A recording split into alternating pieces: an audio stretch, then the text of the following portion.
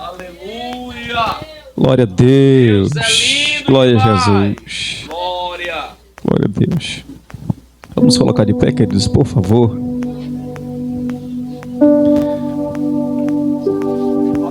Glória a Jesus. Alguém lembra onde a gente leu a leitura oficial? Tem crente bom de...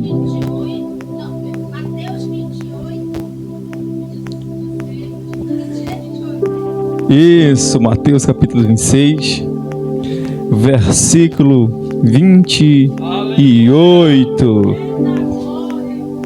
É forte.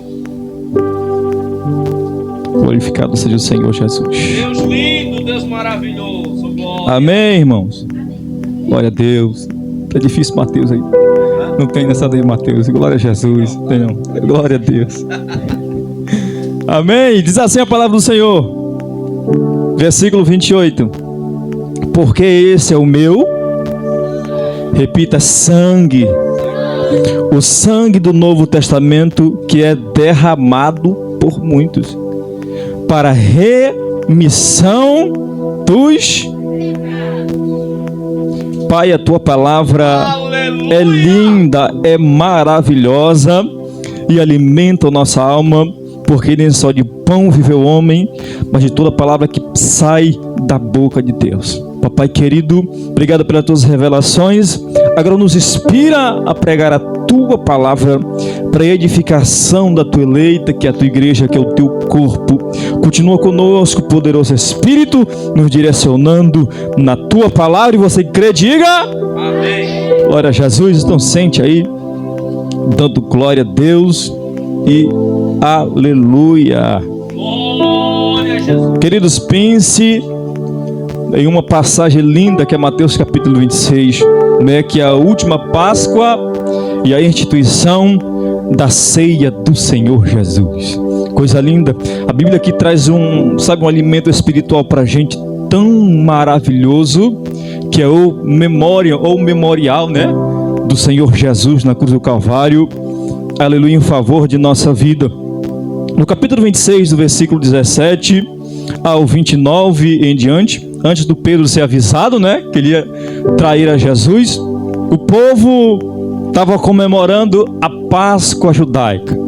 Páscoa significa passar por cima, pulo, né, que é o significado do anjo passando sobre os umbrais da porta que estava suja dos cordeiros que foi morto. E dentro dessa Páscoa judaica, antes de entrar aí na Santa Ceia, temos elementos poderosíssimos para aprender com a Páscoa do Senhor Jesus. Nós sabemos que o Antigo Testamento, ele tinha como se fosse um véu antes da revelação de Jesus, antes da encarnação de Jesus, da reencarnação de Jesus. Quando Jesus encarna e vem à terra e morre, muitos significados do Antigo Testamento foram revelados, e esse significado lindo da ceia do Senhor é o antitipo, ou seja, revelações do passado que se mostraram no futuro com o aparecimento do nosso Senhor Jesus Cristo. A Páscoa judaica é uma instituição perpétua dada pelo próprio Deus. No capítulo 12 do livro de Êxodo, fala da instituição da Páscoa judaica. A Páscoa significa libertação do povo judeu da escravidão do Egito. Você que entra no livro do Êxodo, você verá que morre o abençoado do Moisés, se levanta o novo rei, o povo se multiplica de tal maneira que cresce, que o rei fala assim: e agora? O povo se multiplica muito rápido, bora escravizar esse povo, porque de repente eles se levantam contra nós, e se eles se levantarem a gente vai perder, porque eles são muitos. Bora escravizar esse povo. E mais trabalho era colocado no lombo do povo de Israel. E quanto mais era afligido, diz a Bíblia, que mais o povo crescia. O povo abençoado por Deus. Aleluia. Até que o povo não aguenta. Foi no limite da paciência, da força. E eles clamaram a Deus, gemeram ao Senhor. Ó Senhor, tá difícil. O negócio tá ruim. Tem tempo nem para te adorar, não tem tempo. Deus vai pela sua misericórdia, envia o abençoado do Moisés e Arão para ajudar o povo lá no Egito. Mas tudo que aconteceu com o povo de Israel era uma profecia de Gênesis capítulo 15, versículo 12 ao 14. Lembra da aliança que Deus fez com Abraão no capítulo 12 do livro de Gênesis? Deus falando para ele: Abraão, olha, tua geração será muito grande, e esteja certo que os seus descendentes serão forasteiros em terra alheia, onde sofrerão opressão como escravos por 400 anos. Era Deus já prevendo na sua onisciência aquilo que ia acontecer com o povo. Aleluia. E Deus proveu a salvação para eles, mas antes deles saírem da terra do Egito, Deus instituiu a Páscoa judaica. E a Páscoa judaica tem vários elementos aí, aleluia, que vamos aprender com eles hoje. O primeiro elemento, querido, era o cordeiro. Israel tinha que se sacrificar um cordeiro, e esse cordeiro tinha que ser sadio e de 1 ano de idade. Ou seja, o cordeiro tinha que ser puro, tinha que ser limpo, não tinha que ter nenhum defeito sequer.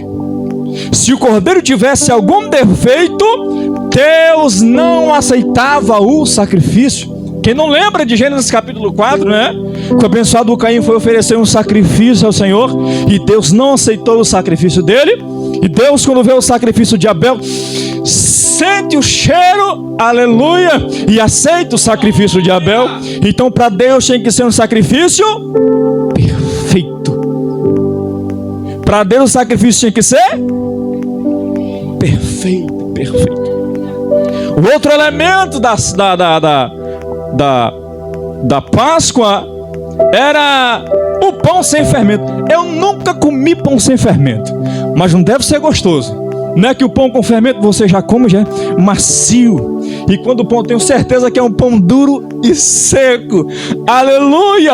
Esse pão simboliza, querido, que os israelitas tinham que sair do Egito com pressa. O Senhor fala assim: vocês gemeram, choraram, mandei o livramento, mas tem uma coisa: tenham pressa em sair da escravidão. Todo aquele que vive como escravo, ele tem um desejo de ser livre.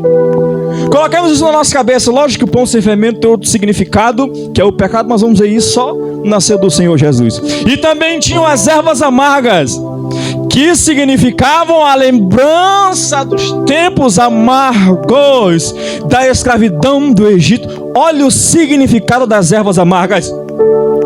Toda vez que Israel fosse participar da Páscoa, quando comerem aquela erva amarga, vinha logo na consciência: isso aqui é para eu lembrar do tempo da escravidão que eu passei no Egito. É para nunca eu me esquecer daquilo que eu passei lá, e Deus veio e me deu o livramento. Era como aquele paralítico que o Senhor vai lá, dá uma palavra de cura para ele, salva a alma do indivíduo e diz: pega a tua cama e leva, anda com a tua cama, leva a tua cama. Imagina aquele homem um dia pensando em esquecer do benefício, visse aquele colchão e disse: o benefício foi tão grande, olha aí da onde foi que ele me tirou. Era Deus tirando aquele homem da escravidão, da enfermidade. Aleluia! São benefícios maravilhosos que Deus tem para nós e para Israel. E tem outra coisa: o Senhor disse assim: olha, vocês quando matarem o cordeiro, vocês pegam o sangue do cordeiro e fazem o quê? Pegam aquele sangue e colocam nos umbrais, na porta de vocês, passam lá, porque eu passarei à meia-noite, e se eu não ver o sangue nos umbrais das portas, todos aqueles que estiverem dentro da casa morrerão. Olha a importância do sangue. Olha já Deus trazendo uma revelação poderosa do poder do sangue. A Bíblia diz que à meia-noite o Senhor passa no meio de Israel. Aquela casa que não estava com sangue, o primogênito morre. Desde os animais aos servos que estavam no Egito. A casa que não tinha sangue, o anjo da morte passou e todos os primogênitos morreram. Meu Deus. Olha como é forte, olha como é forte. E Israel, pelo amor e pela misericórdia do Senhor, sai do Egito, peregrina no deserto. E se nós olharmos a Bíblia Sagrada, Deus zelando por eles naquele deserto, Deus não deixava fome, Deus não deixava sede, nem que fosse necessário água sair da rocha, Deus provia para o povo de Israel. Então no dia da Páscoa eles tinham 1001 motivos para comemorar, porque Deus fez um benefício poderoso e maravilhoso na vida daquele povo. Aleluia! E justamente nesse dia, onde nosso Senhor preparou a Páscoa e disse aos discípulos: olha, nós precisamos de uma casa para que seja celebrada a Páscoa. Vão atrás de uma casa aí e preparem para que a ceia aconteça. Os discípulos acham a casa e acontece uma reunião poderosa. E nessa reunião Deus aí institui a poderosa Santa Ceia do Senhor. Se a Páscoa judaica significava Deus tirando o povo da escravidão do Egito, a ceia do Senhor Jesus significa Deus tirando o seu povo da escravidão do pecado. Aleluia! Olha o símbolo da Santa Ceia do nosso Senhor Jesus. Olha como a Bíblia é rica em detalhes, é maravilhoso. A ceia do Senhor significa o Senhor tirando eu, você, o povo da escravidão do pecado. Olha como o amor de Deus é tão grande. Nosso querido irmão Nelson leu aqui em João 3,16, não foi? Que Deus ama o mundo de tal maneira que deu o seu Filho único, para que todo aquele que nele crê não pereça ou não morra, mas tenha a vida eterna. Se formos olhar, queridos, o Novo Testamento, a gente vê que quando se fala de sangue de Jesus, os discípulos usam muito essa palavra sangue. Se formos observar, aleluia, no capítulo 1 Pedro capítulo 1, versículo 18 ao 19, ele diz: vocês sabem que não foi por meio de coisas perecíveis como prata e ouro que vocês foram redimidos da sua maneira vazia de viver, e lhes foi transmitida por seus antepassados. E diz mais em 1 Pedro 3, 18 ao 19: mas pelo precioso sangue de Cristo, como de um cordeiro sem mancha e sem defeito. Se Israel na Páscoa tinha que ser um cordeiro sem mancha e sem defeito, o único cordeiro sem mancha e sem defeito na nova aliança como homem foi o nosso Senhor Jesus Cristo de Nazaré. Se olharmos para todos os homens na Bíblia Sagrada, muitos deles cometeram erros e dignos de morte, mas muitos deles a graça foi manifesta na antiga aliança. Aleluia! Mas quando olhamos para o Senhor Jesus Cristo de Nazaré, nós não achamos em Jesus uma mancha sequer de pecado. É por isso que João Batista disse sobre Jesus, ele disse assim, ó: eis o Cordeiro de Deus que tira o pecado do mundo. João Batista batizava muita gente, mas Jesus foi o único que ele disse: eis aí o Cordeiro de Deus que tira o pecado do mundo. Aleluia! Somente achamos essa característica em Jesus. É por isso que ele disse: olha, eu farei uma nova aliança. Se no Antigo Testamento Deus fez uma aliança com Noé, dizendo: Noé, essa será uma aliança que eu farei contigo. O arco celeste, quando aparecer no céu, eu não destruirei a terra com chuva. Aí Jesus vem digno de uma nova aliança e fala: eu me entrego a minha vida para a remissão dos seus pecados. Eu imagino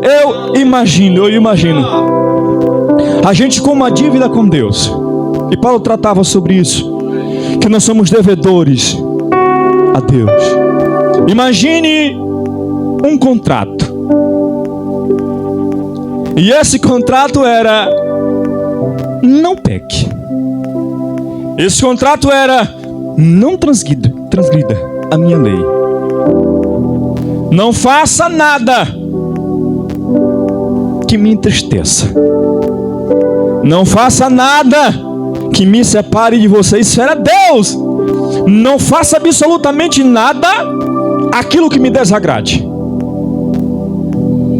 Você olha para o contrato e olha para dentro de si, olha para a consciência e fala: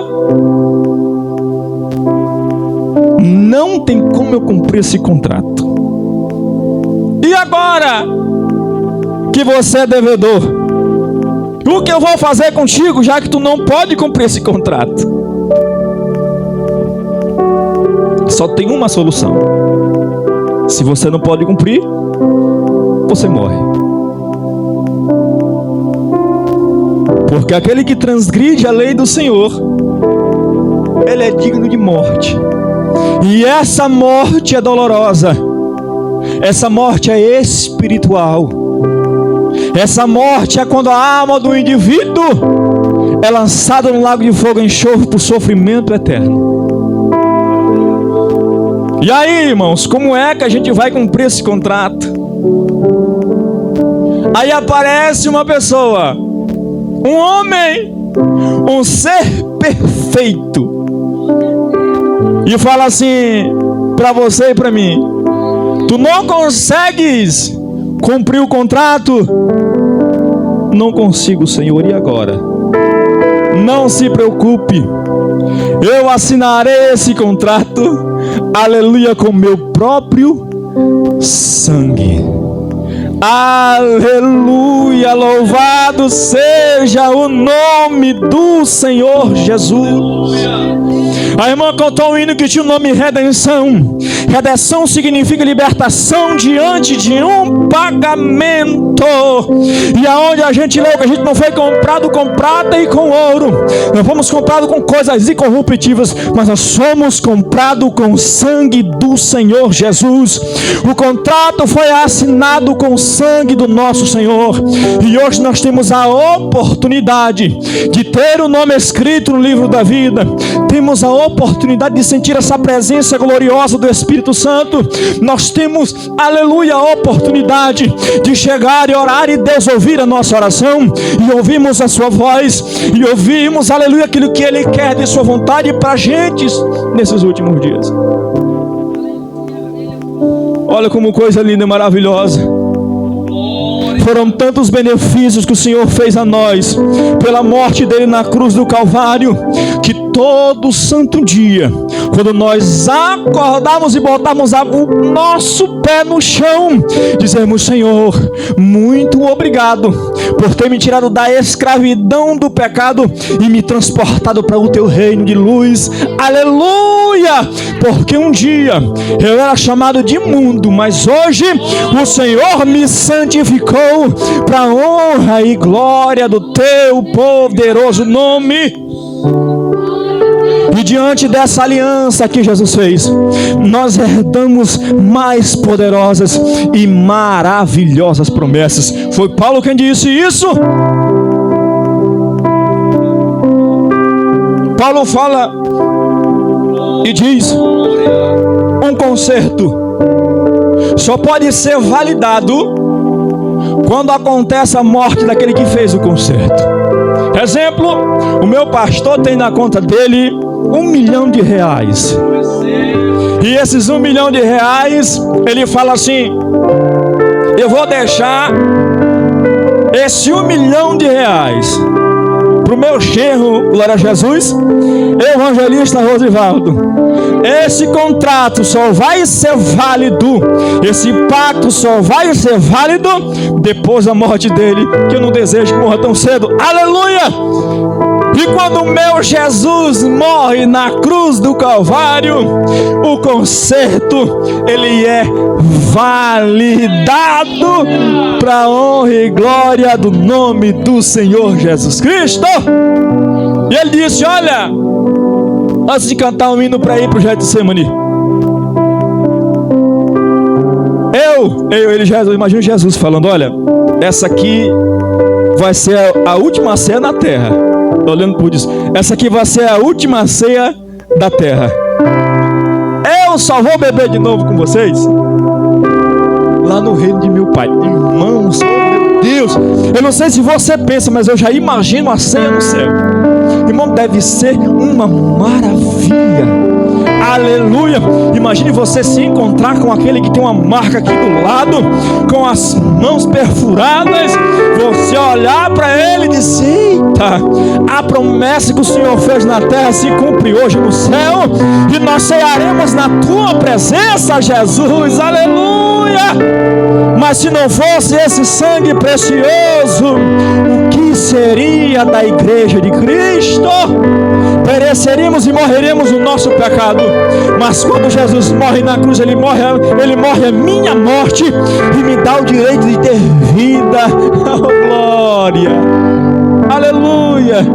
É por isso que eu gosto desse hino, assim, ó.